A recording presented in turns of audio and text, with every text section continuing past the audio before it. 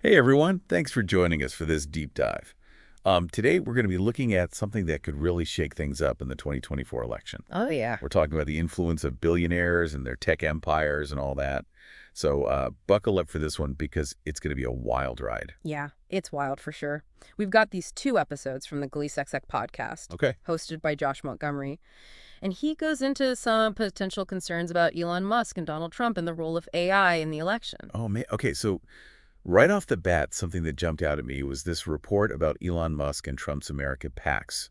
They're supposedly offering $1 million daily to registered voters in swing states. Yeah, it's presented as promoting free speech and gun rights, Right. but it definitely raises questions. Yeah. Could this be vote buying? I mean, offering financial incentives tied to voter support. Regardless of how it's framed, you have to think about the ethics of it all. Exactly. Like, how would you feel if your vote could be swayed by an offer like that? What does that say about the integrity of our elections? This could have a massive impact on swing states and set a dangerous precedent for wealthy individuals influencing elections. And this isn't just an isolated incident. We have to look at the bigger picture. Right. Musk has a history of influencing markets and public opinion. Think about those tweets about cryptocurrencies that sent prices soaring or plummeting, Oh, yeah. or how his comments impacted Tesla's stock price. Okay, so he can move markets with a single tweet. It's undeniable. Yeah. Imagine what that kind of power could do in politics. It's like a ripple effect with huge consequences. Absolutely. And it raises serious concerns about manipulation when you apply that power to the American political system. Then there's Grok, Musk's uncensored AI platform. It's promoted as a tool for free speech, but when you really think about uncensored in this context, it's concerning. Right. What does uncensored even mean? Yeah. Lack of fact-checking. Mm-hmm. A platform for conspiracy theories.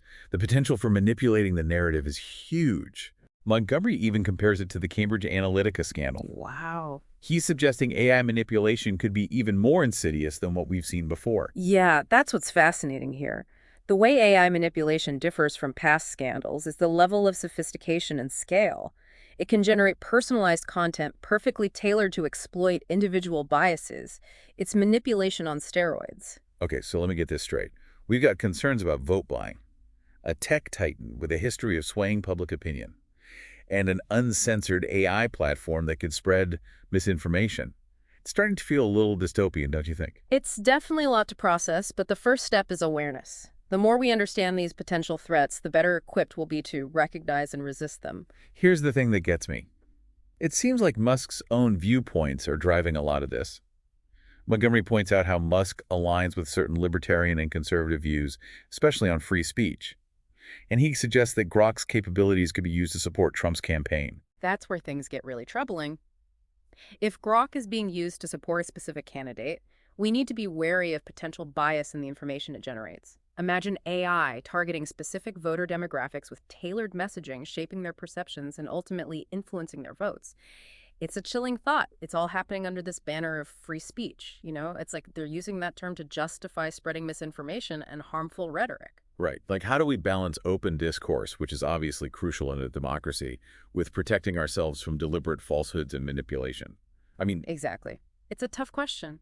And it leads to this broader issue of billionaire influence in politics. It's not just Musk and Trump. We need to consider the growing power of a handful of incredibly wealthy individuals who can leverage their resources to control the narrative.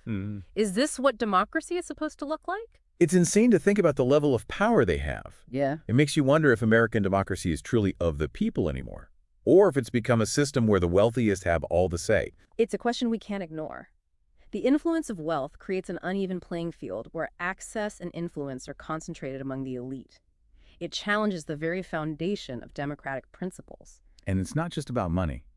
They control these massive tech platforms that can spread their message and influence public opinion. Montgomery even uses the term hijacking democracy. It sounds extreme, but honestly, it's not that far-fetched when you consider the potential for manipulation. It is a strong term, but it highlights the danger. Imagine Grok, this uncensored AI churning out content designed to stoke fear, spread conspiracy theories, and demonize opponents. It could create this alternate reality bubble that's almost impossible to escape. And the scary thing is, a lot of people might not even realize they're being manipulated. AI can generate content that feels personalized and empathetic, making it even more persuasive. It's not like the old-school propaganda with obvious biases. It's manipulation that bypasses our critical filters because it seems to align with our existing beliefs and prejudices. It preys on our emotions, our fears, our desires, all disguised as objective information. Okay, so this is a serious issue. But what can we do about it? Are we just pawns in this game of political chess? We're not powerless. Awareness is key. The more people understand how AI can be used for manipulation, the more likely they are to question the information they see online. So it's all about critical thinking, right? Yeah. We need to be more discerning about the sources we trust, especially when it comes to politically charged content. Absolutely. We need to develop a healthy skepticism towards anything that confirms our biases or triggers strong emotional reactions. Step back and ask, who created this? What's their agenda? Montgomery also talks about regulation. He believes current campaign finance laws are totally inadequate for dealing with AI-powered manipulation. He's right. Our legal frameworks haven't kept up with technology. We need to look at how existing regulations like those governing campaign finance and political advertising can be adapted to address the challenges of AI. But that's going to be incredibly difficult, isn't it? AI is constantly evolving. Any regulations we put in place today could be obsolete tomorrow. It's a valid concern, but that doesn't mean we shouldn't try. We need to be proactive. Maybe focus on transparency and accountability rather than controlling the technology itself. What do you mean by that? Well, one approach could be mandating transparency about the use of AI in campaigns. What if campaigns had to disclose any AI tools they're using, how they're using them, and the data they're based on? This would at least give voters some insight into the potential for manipulation. That's a good first step. Yeah. But how do we enforce that? And who would oversee it? Those are the million-dollar questions. It would require collaboration between lawmakers, tech companies, and civil society. We need to think outside the box and develop new frameworks for accountability in this digital age. It's daunting, but we have to start somewhere. We can't just sit back and watch technology erode the foundations of our democracy. We can't. The stakes are too high. Yeah. We need to rise to the challenge. This is a defining moment. Okay, so we've talked about manipulation, the need for critical thinking and regulation. But what about us, the average citizens? What can we do individually to push back against this threat? There are things you can do. First, educate yourself about AI manipulation. The more you understand how it works, the better you'll be at spotting it and resisting its influence. So do your own research. Don't just accept everything you see online. Exactly. And be wary of content designed to provoke strong emotions or confirm your biases. That's often a red flag. What else? Share your knowledge. Talk to friends and family about these issues. The more people who are aware, the better our chances of creating a collective demand for change. So raising awareness and a culture of critical thinking. Yes, we need to be discerning consumers of information. For those of us on social media, is there anything we can do to fight misinformation? Don't be afraid to call out misleading content. Engage in respectful debate, fact-check, and report accounts spreading harmful disinformation. So we can all be little digital detectives cleaning up the online environment. In a way, yes. We can create a healthier, more informed digital ecosystem. Take ownership of your online spaces and don't let them be dominated by a manipulator. That's empowering. It makes me feel like we're not completely helpless against these technological forces. We're not. Every action matters. By educating ourselves, sharing our knowledge, and being active online, we can collectively push back against manipulation and protect our democracy. That's a message we all need to hear. It's easy to feel overwhelmed, but we can't give up hope. We have to fight for the future we want. Exactly. The future of democracy isn't predetermined. It's shaped by our choices and actions. By working together, we can ensure technology serves humanity, not the other way around. That's powerful. We've covered a lot in this deep dive, from the alarming possibilities of AI manipulation to the importance of individual action. We're going to move on to the final part of this episode, but first I think we need a moment to process all this and think about how we move forward. Yeah, it is a lot. Okay. It is. But as we wrap up, let's shift gears a little. From fear and despair to action and empowerment. What can we do to make sure technology makes our democracy stronger instead of tearing it down? I like that, shifting gears, because it's true. It's easy to get caught up in the negative, but we need to remember that we have power. We can shape the future. Absolutely. And one thing we haven't really talked about is education. We need to give future generations the critical thinking skills they need to navigate this digital world. So not just teaching them how to code, but how to decode the information they're bombarded with online. Exactly. Media literacy, critical thinking. understanding how algorithms and AI can shape our perceptions without us even realizing it. Empowering people to be active, engaged citizens, Hmm, not just passive consumers of information. exactly. And this education needs to start early, like integrated into school curricula, from elementary school all the way through college. It's a long-term solution, but it feels crucial.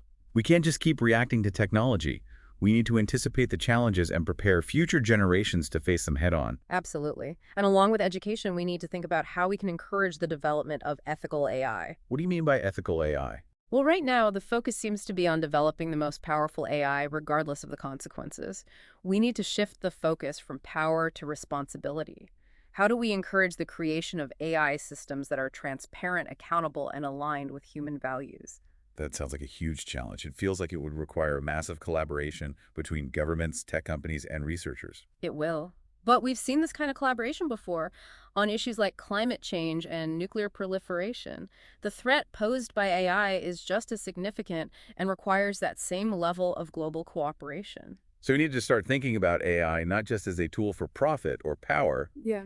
but as a technology that could either elevate or destroy humanity. That's a stark but accurate assessment. And the choices we make today will determine which path we go down. Wow, it's a lot of responsibility. Hmm. It feels like the future of democracy hinges on our ability to get this right.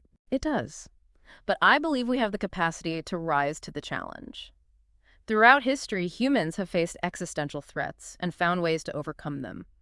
The key is to act with urgency, wisdom, and a commitment to the values of a just and equitable society. That's a powerful thought. And you know what? I'm choosing to be optimistic.